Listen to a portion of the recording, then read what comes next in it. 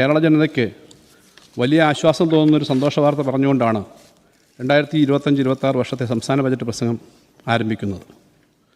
Sir, സമീപ വർഷങ്ങളിൽ സംസ്ഥാന സർക്കാരിനെ ബാധിച്ച രൂക്ഷമായ ധനഞ്ഞെരുക്കത്തിൻ്റെ തീക്ഷ്ണമായ ഘട്ടത്തെ കേരളം അതിജീവിച്ചിരിക്കുന്നു എന്നതാണ് ആ സന്തോഷ വാർത്ത. ധനഞ്ഞെരുക്കം രൂക്ഷമായ ഘട്ടത്തിലും വികസനക്ഷേമ പ്രവർത്തനങ്ങൾക്ക് കാര്യമായ മുടക്കം വരാതെ മുന്നോട്ട് കൊണ്ടുപോകാൻ കേരളത്തിന് കഴിഞ്ഞിരുന്നു. ഇപ്പോൾ ധനഞ്ഞെരുക്കത്തിൻ്റെ തീക്ഷ്ണത ഗണ്യമായി കുറഞ്ഞു തുടങ്ങിയെന്ന് മാത്രമല്ല, വരും വർഷങ്ങളിൽ ഏറെ മെച്ചപ്പെട്ട ധനസ്ഥിതിയിലേക്ക് കാര്യങ്ങൾ പുരോഗമിക്കും എന്ന കാര്യവും വ്യക്തമായിരിക്കുകയാണ്.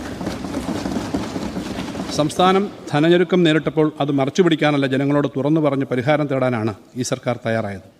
ഇപ്പോൾ ധനസ്ഥിതി ഏറെ മെച്ചപ്പെട്ടു എന്ന് പറയുന്നതും തികഞ്ഞ യാഥാർത്ഥ്യബോധത്തോടെയാണ്. ധനസ്ഥിതിയിൽ ഉണ്ടായിക്കൊണ്ടിരിക്കുന്ന നല്ല മാറ്റത്തെക്കുറിച്ച് ഉള്ള കണക്കുകളിലേക്ക് പിന്നീട് വരാം. സംസ്ഥാനത്തിൻ്റെ സമീപകാല വികസന ചരിത്രം പരിശോധിക്കുന്ന ആർക്കും ബോധ്യമാകുന്നൊരു കാര്യമുണ്ട്. കേരള സമ്പദ്ഘടന അതിവേഗ വളർച്ചയുടെ ഒരു ഘട്ടത്തിലേക്ക് മുന്നേറാൻ സജ്ജമായിരിക്കുകയാണ്. വികസന വിജ്ഞാനീയത്തിൻ്റെ ഭാഷയിൽ പറഞ്ഞാൽ കേരളം ഒരു ടേക്ക് ഓഫിന് സജ്ജമായിരിക്കുകയാണ്. മനുഷ്യവിഭവശേഷി വർദ്ധിപ്പിക്കുന്നതിന് നാം നടത്തിയ നിക്ഷേപമാണ് ഇതിന് കാരണം. സാർ, എന്നാൽ മനുഷ്യവിഭവശേഷി ആഭ്യന്തര ഉൽപ്പാദനത്തിലേക്ക് പരിവർത്തിപ്പിക്കാൻ നമുക്ക് കഴിഞ്ഞിരുന്നില്ല. പശ്ചാത്തല മേഖലയിലെ പോരായ്മയായിരുന്നു അതിൻ്റെ പ്രധാന കാരണം.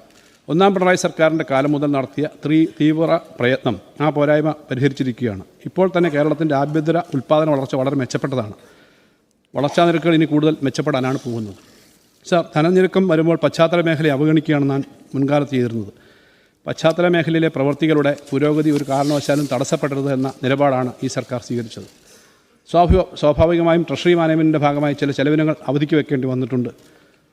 സർക്കാർ ജീവനക്കാരുടെയും പെൻഷൻകാരുടെയും DA കുടിശ്ശികയാണ് ഇതിൽ ഏറ്റവും പ്രധാനം. മറ്റ് സംസ്ഥാനങ്ങളിൽ നിന്നും വ്യത്യസ്തമായി കോവിഡ് മഹാമാരിയുടെ കാലത്ത് ശമ്പള പരിഷ്കരണം നടത്തുകയും അതിൻ്റെ വലിയ ബാധ്യത ഏറ്റെടുക്കുകയും ചെയ്ത സർക്കാരാണ് കേരളത്തിലേത്.